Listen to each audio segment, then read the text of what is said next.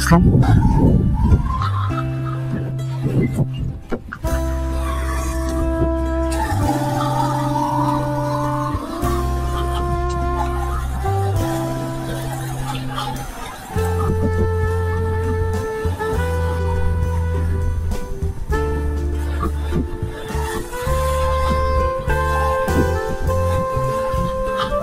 Good morning friends, আমি আজকে রোববার 4 তারিখ আগস্ট মাসের। তো আমার কালকে যাওয়ার কথা ছিল আমার পাড়ার বন্ধুদের সাথে, সবার সাথে এতে আমাদের মৌসুমে আইল্যান্ড। তো মানে আমার অফিসের কালকে একটা কাজ করে গেছে বলে যেতে পারিনি। তো আজকে আমি একাই যাচ্ছি। ভেবেছিলাম প্রথমে বকখালির দিকে চলে যাব, তো তারপরে দেখলাম যে বকখালিতে যাবো কি করতে করতে দরকার নেই। বকখালিটা ওদেরকে পাবো কি পাবো না তো কোনো কাজ শিওর নেই বকখালিতে, কেন ওরা যাবে বলেছে, বাট আমার কোনো কিছু কনফার্ম করেনি। তো সেই জন্য আমি কি করলাম, ভাবলাম যে টাকি চলে যাই বলে আজকে টাকিতে যাচ্ছি। তো এখান থেকে জিপিএস সেট করব, এখন অব্দি করিনি। জিপিএস দেখাচ্ছে, কালকে রাতে দেখছিলাম বোধহয় 73 কিলোমিটার এরকম কিছু দেখাচ্ছে আমার বাড়ি থেকে। তো এখন সেট করিনি জিপিএসটা।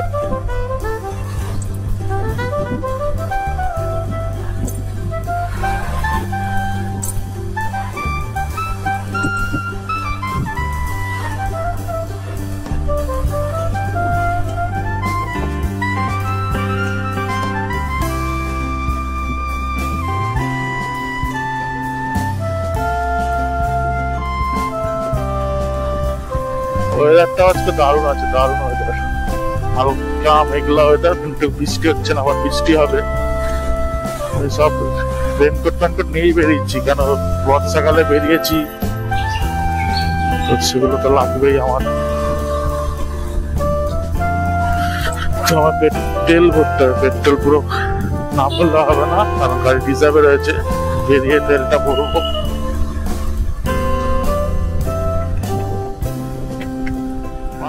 নিয়ে গেছিলাম টাকিতে, তখন অবশ্য আমার সাথে আমি একটা গ্রুপের সাথে গেছিলাম।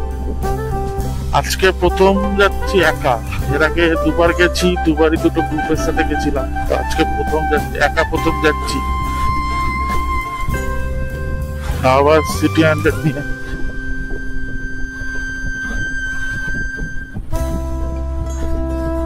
দেখা যাক, যদি 6টা বেজে যায় তাহলে মা ফ্লাইওভার ধরে বেরাবো। মাটা ধরলে মাটা ফাঁকাও থাকে, আর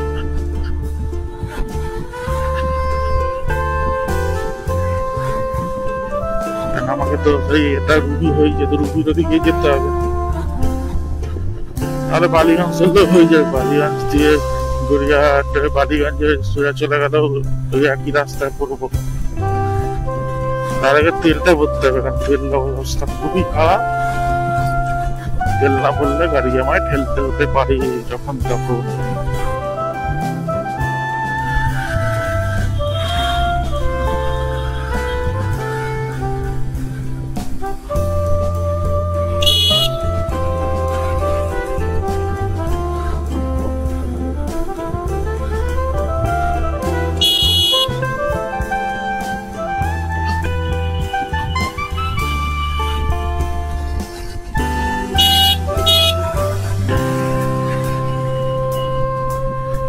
গুগলে দেখাচ্ছে এখান থেকে টাকি, আমি যে লোকেশনটা কালকে রাতে চেক করছিলাম, তো প্রায় 2.5 থেকে 3 ঘন্টা লাগবে। তো মনে হচ্ছে একটু বেশি লাগবে আমার, কারণ হচ্ছে আমাদের একটু দাঁড়িয়ে যেতেই হবে, রাস্তার জ্যাম থাকবে, এসব করে একটু টাইমটা বেশি লাগবে।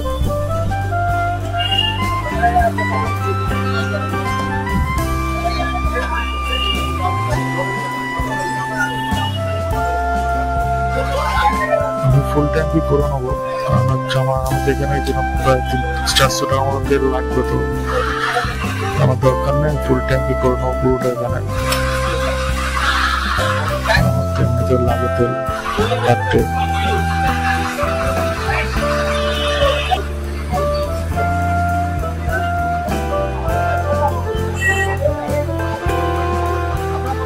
ফুল ট্যাঙ্ক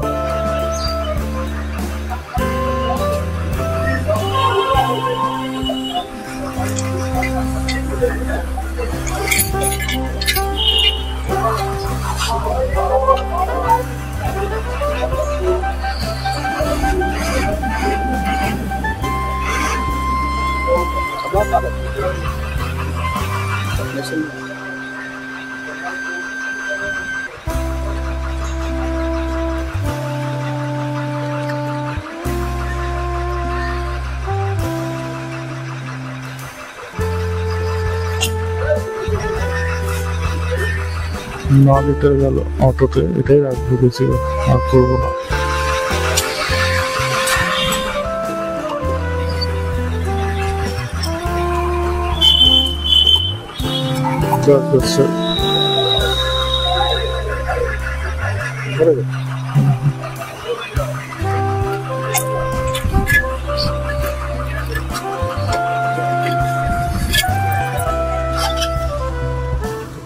করে নিচ্ছি, বেরিয়ে যাবো।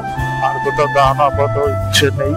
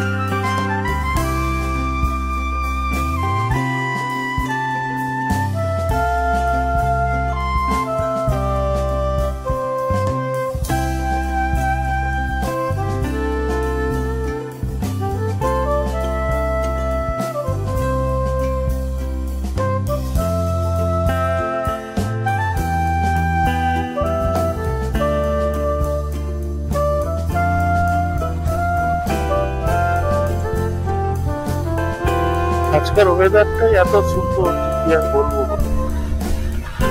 আর বাঁ দিক দিয়ে চলে যাচ্ছে আমাদের সবার প্রিয় রবীন্দ্র সরোবর।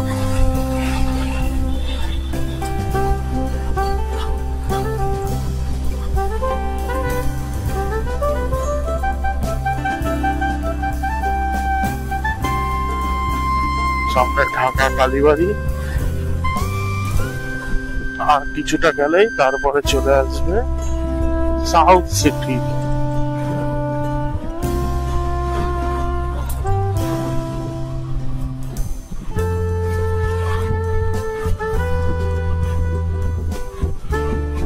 আমাকে এটিএম দিয়ে কিছু টাকা তুলতে হবে, কারণ আমার একদম ক্যাশ নেই।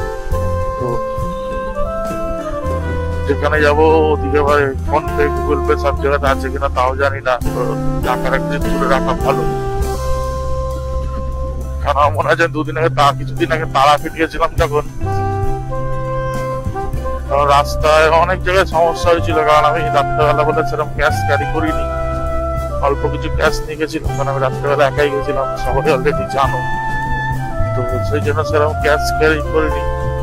তো অনেক জায়গায় সমস্যা হয়েছিল, কারণ সাউথ দিকে সব জায়গাতে ফোন পে গুগল পে নেই। আর আমার ডান দিকে সাউথ সিটি মল, যদিও এখন পুরোটাই বন্ধ, দিয়েছে। 10 সেকেন্ড।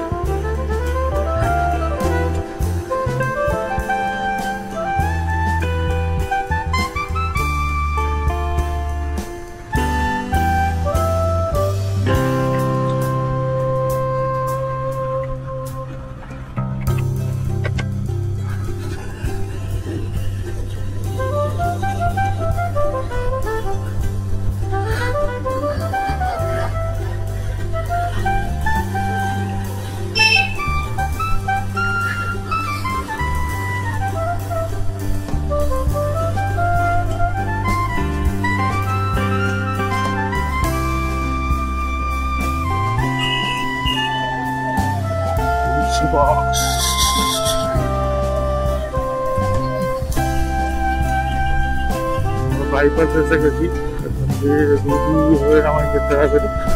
ঠিক মনে হচ্ছে সামনে দিয়ে রিটার্ন পাবো না, তো আমাকে যেতে হবে ওখান দিয়ে মা ফ্লাইওভারের আগে থেকে একটা ইউটার্ন নেওয়ার জায়গা আছে, ওখান থেকে ইউটার্ন নিতে হবে। আমাদের তো মনে হয় যে কৃষ্ণচন্দ্র গার্ডেনের আগে যে ফ্লাইওভারটা রয়েছে, ফ্লাইওভারের ওখান থেকে কোনো ইউটার্ন নেওয়ার জায়গা নেই, তো আমাকে পুরোটা ইউটার্ন নিয়ে ঘুরে আসতে হবে।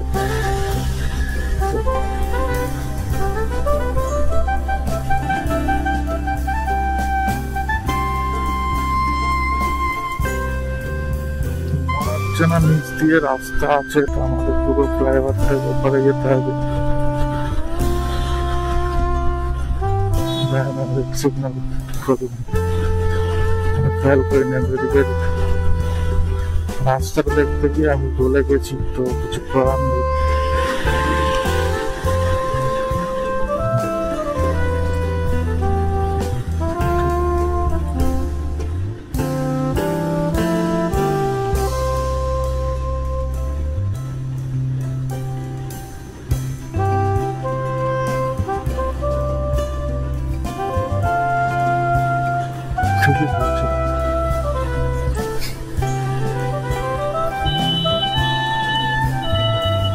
আমার বাড়িতে যে বড় বিল্ডিংটা আছে, শাহরুখ খানের ফ্ল্যাট আছে, শুনেছি, আমি শিওর না, আমার শোনা কথা এটা।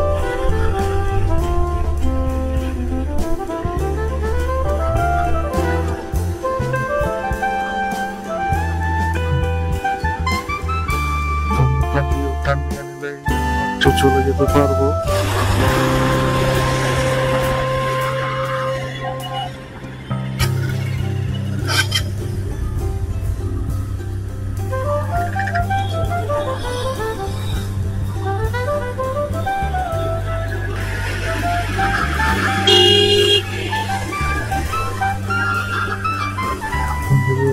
সকাল সকাল 1000 টাকা খরচ হতে হবে।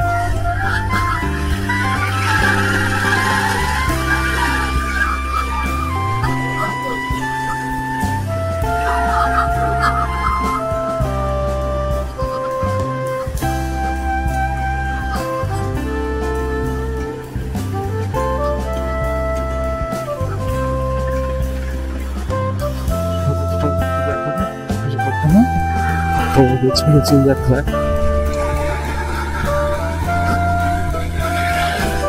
যখন ওই বুকটা দেখছিলেন, তো আমি সোজা বাইকটা সোজা করে দিয়েছি, তো সেই কারণে আমি দেখতে পারেন কোন দিক দিয়ে এসছি না এসছি।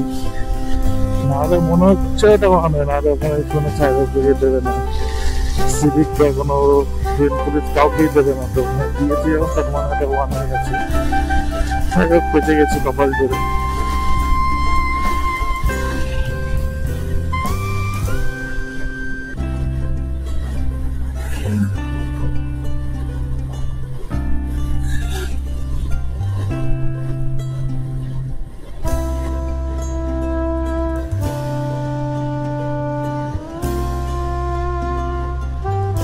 এই রাস্তার সবই ভালো, কিন্তু টার্নিং গুলো খুব বাজে। রাস্তাটা ভালো, রাস্তায় সেরকম গর্ত কিছু নেই, মোটামুটি ঠিক আছে, কিন্তু টার্নিং গুলো এপার থেকে ওপার কিছু দেখা যায় না। আর বাস গুলো তো আরো ভয়ানক এখানকার, কোনো হর্ন নেই, কিচ্ছু নেই, হা করে ঘুরে। এটাই, এটা রাস্তা ঠিক আছে।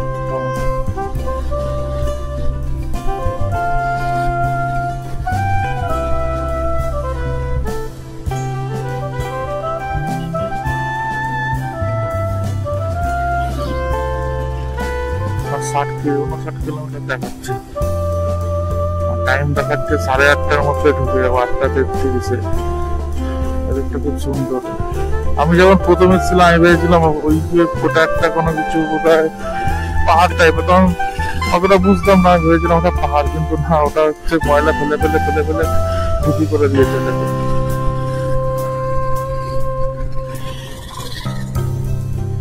এদিকে আমার একটা বন্ধুর বাড়ি আছে, ঋত্বিক নাম, ঋত্বিক ঘটক কোথায়, ঘটক না কি বিশ্বাস ভুলে গেছি, বাট ঋত্বিক নামটা হচ্ছে ঋত্বিক। এদিক থেকে কিছুটা গেলেই ওদের বাড়ি আছে। মিনা খা বোধহয়, মিনা খা করবে এদিক দিয়ে যেতে গেলে, মিনা খা।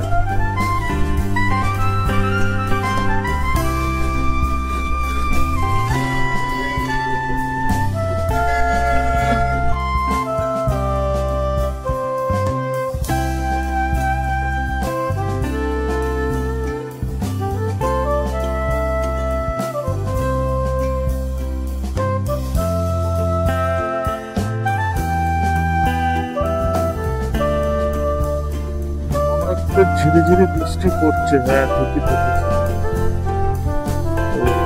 করার নেই, আমাকে হয়তো রেনকোট পরতে হবে, চেষ্টা করবো যতটা না পড়া যায় হয়তো দাঁড়িয়ে নেবো, টাইম আছে হয়তো অনেকটাই। রেনকোট পরলে একটাই সমস্যা, পুরো ঘামে ভিজে যায় আর গলাতে এখান থেকে তো জল ঢুকবেই, অথচ রেনকোটে একদম জন্মের সময় থেকে রেনকোটের দোষ, গলার ওখান থেকে জলটা ঢুকবে, পুরো বুক টুক সব ভিজে যাবে। তো দেখছি যদি খুব জোরে বৃষ্টি হয় তাহলে রেনকোটটা তো পড়তে যাবে যদি কন্টিনিউ হতে থাকে, আর না হলে যদি হালকা একটু বৃষ্টি থেমে গেল তাহলে রেনকোটটা পরবো না, দাঁড়িয়ে যাবো।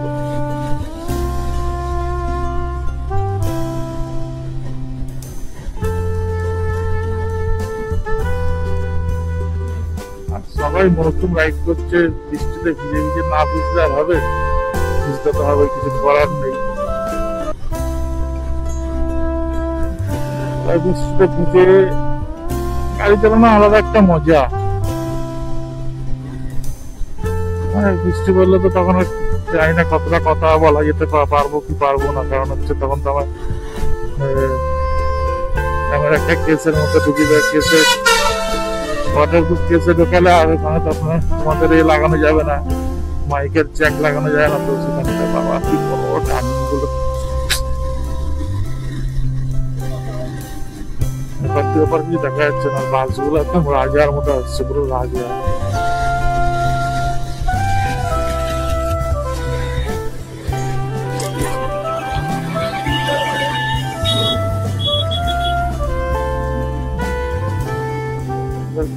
এটা কোনো মাছের আড়ত,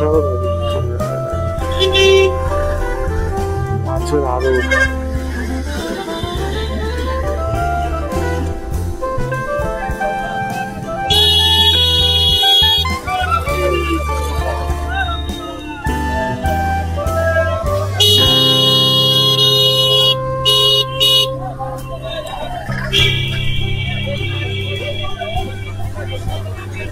মাছের আড়ত বিশাল আড়ত, দেখে রাখলাম ভবিষ্যতে যদি কোনো মাছ টাছ লাগে তাহলে এখান থেকে নিয়ে যেতে হবে।